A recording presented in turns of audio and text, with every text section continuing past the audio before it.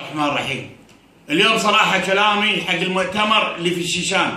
يا أخي أنتم ما تخافون من الله، يعني أنتم ما تخافون من الله؟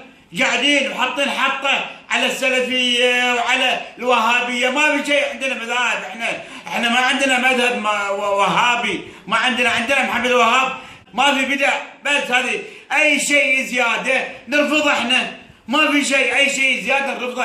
يصير انا بسالكم كلكم، يصير تأذن تقول الله اكبر، تعالوا تعالوا تعالوا، يصير تسوي زياده. هذه الغرة احنا من كذي، احنا نطيع الله والرسول ولي الامر منكم، احنا نطيع ولي امرنا، مو على كيفكم انتم. لكن اقول انتم اللي تسوونه ذي كله، والله العظيم والله العظيم كل ذي حربكم، تحاربون المملكة العربية السعودية.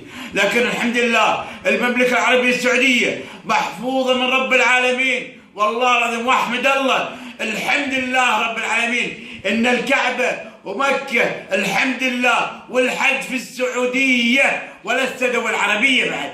الحمد لله ان مولودينها عرب، احمد الله، الحمد لله ان السعودية في يد امينة، والحرم ومكة والحج في ناس رجال صراحة. والله العظيم هذا التحرك، احنا ما عندنا الا القرآن بس، الحمد لله عندنا القرآن، الزيادة ما عندنا هاي اللي سويتوا ذي كله، العفسة ذي كله، تبقون بس تحاربون المملكة العربية السعودية.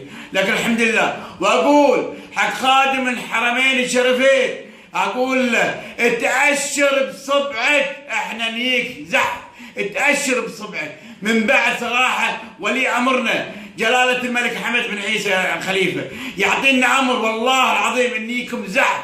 هذا اللي سوينا ذي كله، هذه كلها حرب حق السعودية. لكن هذا القرآن، غير القرآن ما عندنا احنا، غير القرآن ما عندنا، ما في زيادة، ما في زيادة. شيء ما سوى الرسول احنا ما نسويه، مو على كيفكم، احنا ما نسويه شيء ما سوى الرسول، احنا ما نسويه، لأن أنتم صراحة ذبحتكم هالعفسه والمشاكل كلها حق السعوديه، ضد السعوديه. لكن مش بوسكم، واقول ان شاء الله باذن الله، ان شاء الله يدرمكم، ان شاء الله تدمرون في محلكم يا رب العالمين. والسعوديه محفوظه من رب العالمين، ان شاء الله السعوديه محفوظه من رب العالمين.